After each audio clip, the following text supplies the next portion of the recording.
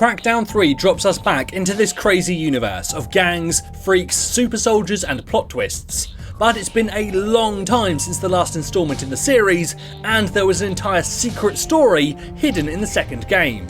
So why not join me for a full recap of the story so far. The original Crackdown took place in Pacific City, and like every other video game city from this era, its districts were divided up amongst various islands. Each of these islands were controlled by different crime organisations, and the local police force, called the Peacekeepers, have been overwhelmed and lost control of the streets. Desperate times require desperate measures. So they sought out the help of a group called the Agency, who hooked the Peacekeepers up with better gear and provided them with additional manpower in the form of agents. This is where you, the player, come in as one of the agents, tasked by the director of the Agency with systematically bringing down each of the three major gangs. Your primary objective is to remove each gang's kingpin. Los Muertos' charismatic Don Domingo El Brazo Garcia, the Volk's autocratic Vladimir the Wolf Golyak, and the Shy Gen's enigmatic Wang. This is a pretty massive undertaking, but you're no normal human, and thanks to a series of cybernetic and surgical upgrades, you're essentially Captain America.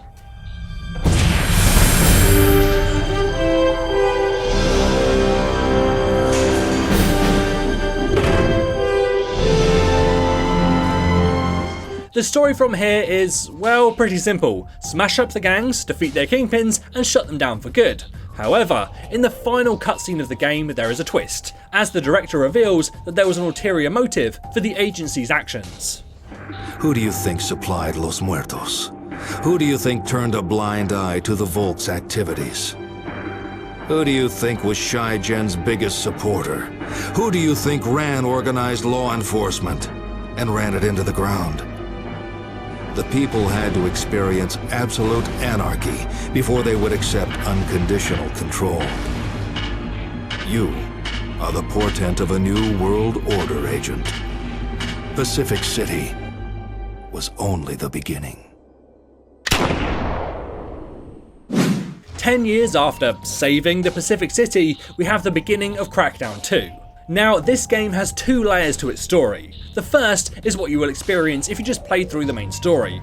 However, there are hidden audio logs within the game that reveal the truth. But before we get into that, we need to look at the basic story. In the years since the end of the first game, there has been relative peace in the city. However, recently, things have taken a dark turn. A medical student named Catalina Thorne was fired by the Agency for performing secret experiments, and she is now trying to take revenge on them. She had no place at the Agency where we do things by the book. Within her, a simmering sense of injustice became a boiling rage. Revenge dominated her thoughts. Revenge against those she misguidedly blamed for her ruined life. Revenge against the Agency. She began by releasing a virus into the agent cloning facility, wiping out the Agency's greatest source of power. Then she unleashed the virus onto the people of the city, turning them into monstrous freaks who would come out at night and kill any human they could find.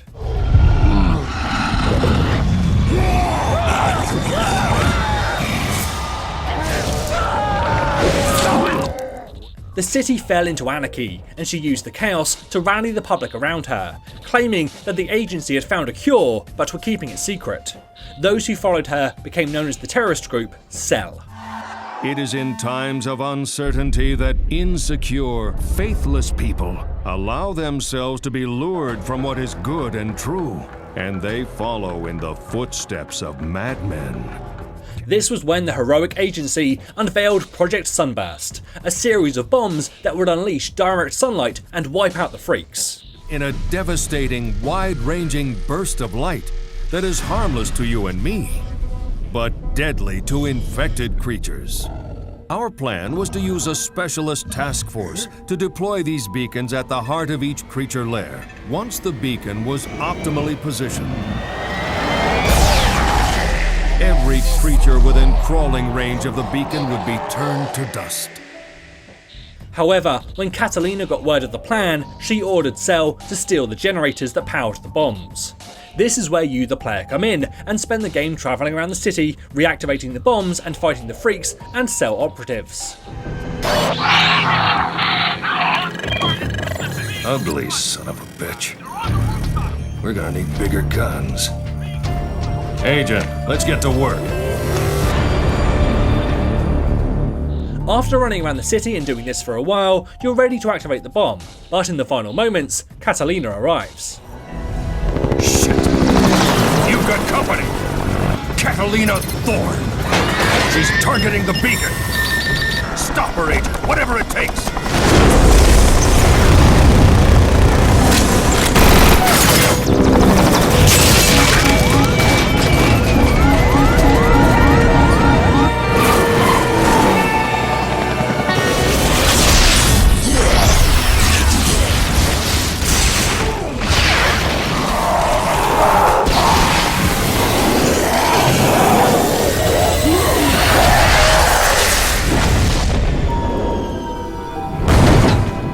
That's one hell of a trial run.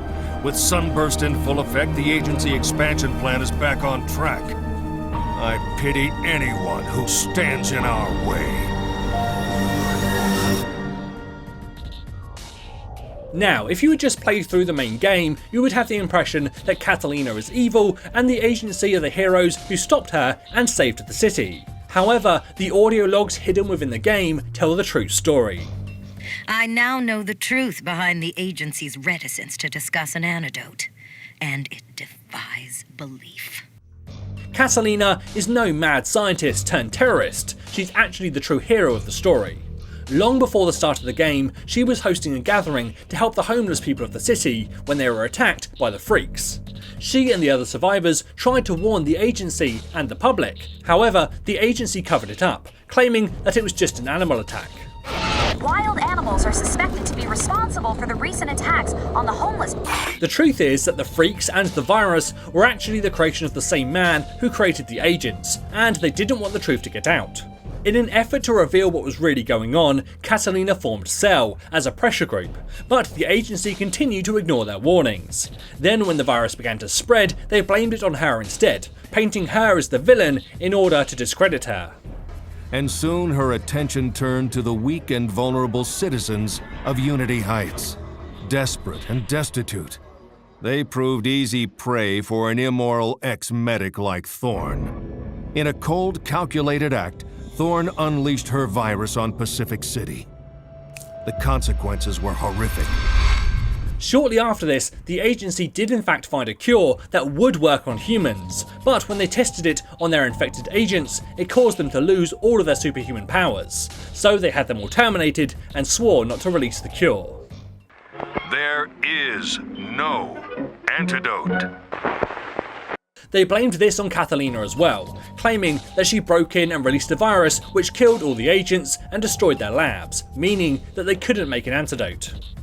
Throughout all of this, Catalina and Cell had remained peaceful, however this too was soon to change. The agency sent in undercover peacekeepers into Cell gatherings to initiate riots and violence, and as such, Cell became branded as a terrorist group.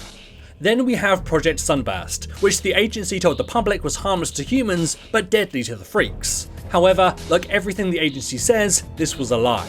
Along with the blast of light, the Sunburst system was also designed to emit a form of mind control that would give the agency complete control over the population. Now, I'm not exactly sure how UV rays can be used for mind control, but that's hardly the most bizarre thing in this story, so let's just roll with it. When Catalina learns about this new plan and realised just how evil the agency really was, she set about using Cell to take over the city and stop the project before it was too late. However, that's where you came along and messed everything up. In the final cinematic of the game, Catalina was making one last final effort to stop the Sunburst. However, she was unsuccessful, and that is where the story so far ends. Catalina did escape, and in the final scene of the game, we see her studying the dismembered hand of the agent that we were playing. So we will have to see what impact that will have on Crackdown 3. In the new game, we will be in the city of New Providence, and the agency is once again thrust back into action when a terrorist group called Terra Nova kills power around the world. However, undoubtedly there will be another big twist in the story, so look out for hidden secrets as you play through the game. As always, this is James for Curse, saying thanks for watching, and enjoy the game. Now it's time to get to work. Time to step up your boom. Oh, that's my cue.